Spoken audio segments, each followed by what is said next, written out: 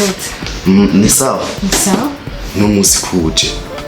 Nese wambwiye nzoze kugusanga.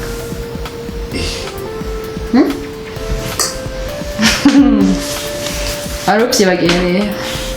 Hajya waravuze ubona ndinumiye. Newe ntiwari wavuze yuko kizira yuko uzoza kunsanga. Naje rero ubu naje kugusanga wambwiye nzoze kugusanga ijoro rimwe.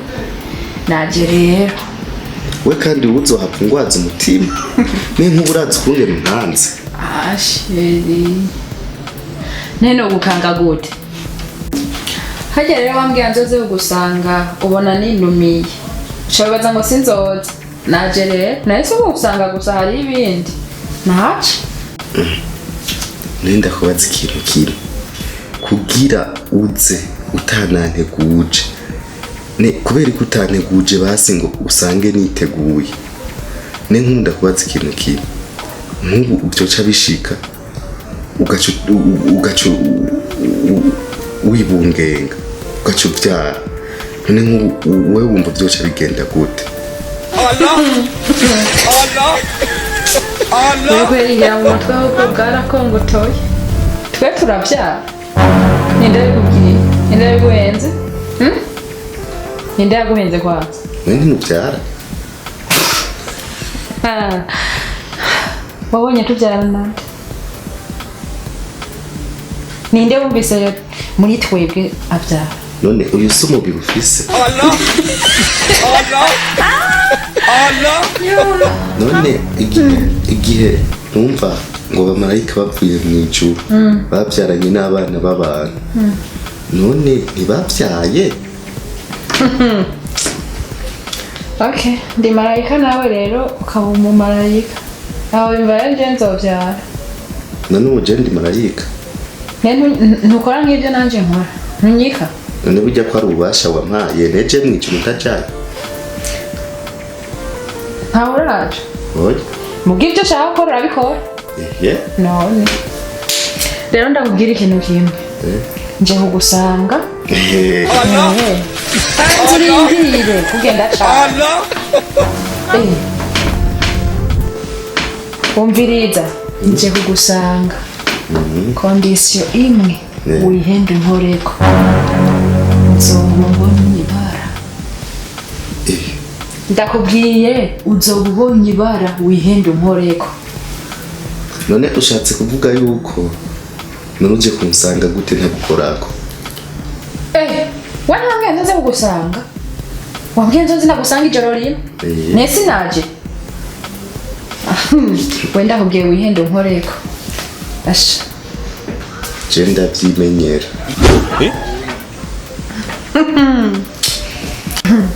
Umva rero ndakubwiye ibyo wihaye. Wihende nkoreko niko ndakubwiye. Yese niba ushaka gupfa ataranagera n'ibyo twateguye tarabishikako. Uze kunkorako. Umva uryama uraba hirya nanje ndyama ndabindi. Nta bindi wabyumvise? Okay. Allah.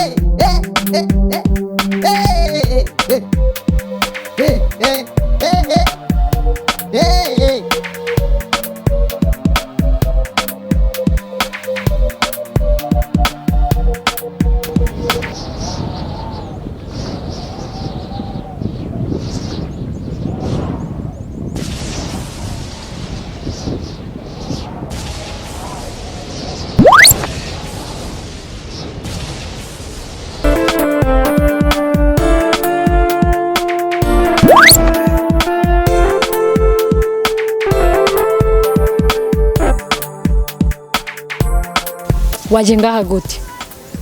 Ndiko ndakubaza we waje ngaha gute?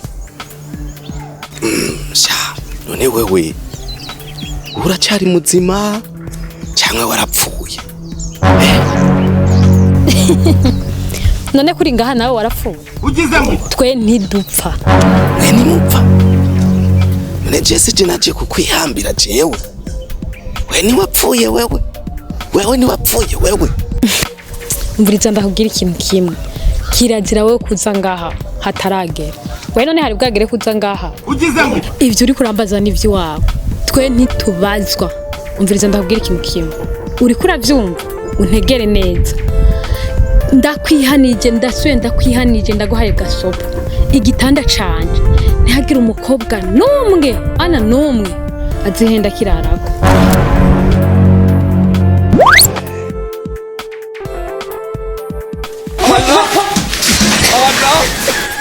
Allah ariko ndabona urumva bonye ndimwumva ndiko mbona umusheri wanje yari yarapfuye. aha uwo mubona gute yarapfuye umvize hanze kugira wemererwe kunkorako hariho condition zibiri ugomba kurondera abakobwa b'inkumi wica babiri ari mubici kandi akaba ari uzora bihambira ikindi naco utaruzi ivyo vyovyo utanabikoze nta n'ubuzima ufise. Allah Allah Allah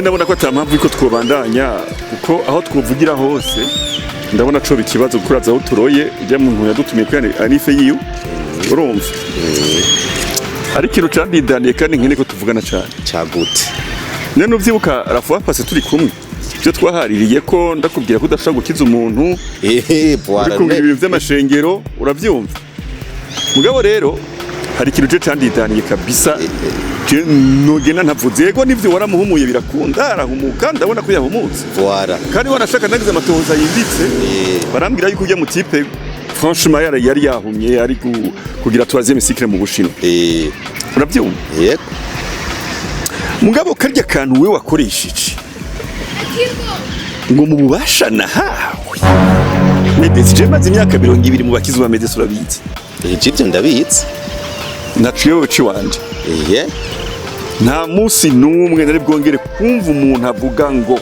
usibye byo nahora numva kera muri babakorikori babapfumu navuga ngo mu bubasha nahawe abantu bose bazi ko bakorera Imana kuko tuyusoma muri Bibiliya avuga ngo Yesu avuga ngo ico muzosaba cyose data mu izina ryanje azokibaha dore wewe uvuga ngo mu izina rya Madudu Allah Allah ngo humuka umuntu ntarinzi yuko n'urusegera atagwinjira ngo mu bubasha nahawe wahawe nandi ega nico ngomba kubanza ukanyishura neza imbere yuko unambwira nabijya bintu byo vy'amashengero ugomba gushinga kuko je kijya kintu naciyumvire ko ndavuga niki kintu kirimo ingoroji mbiza ndakubarire burya umuntu avuze mu bubasha nahawe ububasha umuntu arabuhabwa kandi abafise cyabo muhaye uwo Yesu tuvuga aba muri twebwe natwe tukaba muri we ibyo bya Yesu noneho tubireke gatoya ibyo tuvyikawushe ntitubirandire ko cyane kuko burya umuntu wenyene arinze agira ububasha bwo guhumura cyangwa bwo kumugurura no kuvuga arafise aho biba byaravuye we ibyo ntubipanike ko cyane burya ndinze ndakubwira ngo dutangure eglise dutangure ishengero nabikubwiye kubera nzi ndabishoboye kubera nzi bikunda kandi kubera iki ntagiye kubwira Tewo ngo abari we dutanguze cyangwa mbwire Emile nabwiye we kubera nzi umaze imyaka 200 mu gakiza kubera ubimenyere kugira dukora umuti wanashima nayo by'ibitoro wavuga nibiki narabyiyumviriye ko mugambo gatereka na eglise nayo tuyikore kuko amafaranga y'ama miliyaridi ni menshi itwoyakora mu kintu kimwe gusa ivo ko twemberista mu bintu byinshi uranyumva medesi nagomba ndakubwire yuko iyi si yobeye be waruzi neza yuko iyi si yo twinjiye mu kintu twita le monde spirituel ubuzima nyene bijya by'imwemi ndani hari force cyari cyo kwita inguvu cyangwa ubushobozi bubiri uri kuragwanira ngaha mwisi. Hariho force iva ku Mana na force iva kwa shetani. Ivyo bintu biravye neza bisa nibisa mugabo ahuza kubitororokaniriza neza. Abarundi baravuga bati icamwa cose kiva ku giti ntushobora kumbwira neza yuko ivoka rizokwama ipapayi canke ipapayi ngo yama ivoka, ivyo ntibikunda. Sinumva rero ukuntu umuntu atigeze atozwa n'indero n'ijambo ry'Imana yoza gukorera n'ijambo ry'Imana, ivyo ntibikunda. Ariko kandi umuntu ndakubwira ikintu kimwe kandi gikomeye, biranashika ugasanga uwo muntu ari azi ivy'Imana agakorera mu bintu bitari ivy'Imana, aho ndashaka kuvyumva. Uranyumva neza? Nico gituma no munsi ibintu biyobeye. Uravyumva? Tuzobabonera kuco mwama. None ikijya si cyama, none kijya si ico namwe. None niko turi kurambira yuko mwizina ngo mubasha wahawe uri ko bivanga na business. Oya ibyo shaka kubyikawushe wanashima ntubirandire ko cyane. Wewe reka dukore. Hanyuma ibyamwa bizobonekera kuri tere, abantu bakizwa, impumi zihumuka, ibimuga bimuguruka. Wewe ntuje muri birebire gose, ibyo birebire ubireke. Hanyuma we dukore nkwere ku muti gusa. Wewe twifatire igihugu cyacu cy'u Burundi n'isi tuzoyifata. ADN yanje irimo gukora. Ndabizi. Mugabo kugwa mu ruzi ugwita ikiziba nabwo ni ngorane. Jewe nta kintu na kimwe nkora ntasenze. Mpakanye inshuti yanje. Kiki ko gusenga. Ibi bintu ndageza gusenga manze menye nti ubushobozi ndiko ndabona buri muri Madudu. Ni ubushobozi nzi bw'Imana nzima se umwami wacu Yesu Kristo. Nuko ari ubushobozi buva kuri Sekibi Shetani Rusiferi yakorowe n'abamarayika. Ariko baropera mu isi y'umwiza. Ibyo bya Satani reka kubivuga ko cyane ubishimikako. Nibyo byo gusenga ntuzote umwanya wawe. Oyumviriza.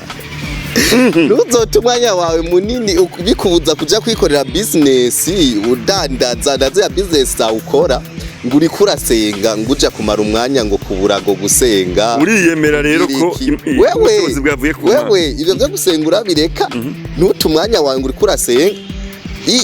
Ni jambo rimwe gusa umuntu avuga, uvuze gusa bitangaza birakoreka mu izina. Mon frère twahawe. Mon frère nandi ibyo byo gusenga bindekere. Siriri gitwanda bikubwiye mugabo reka jewe mpa indwi imwe gusa. Dukora tuzokora vraiment byenda kwemereye.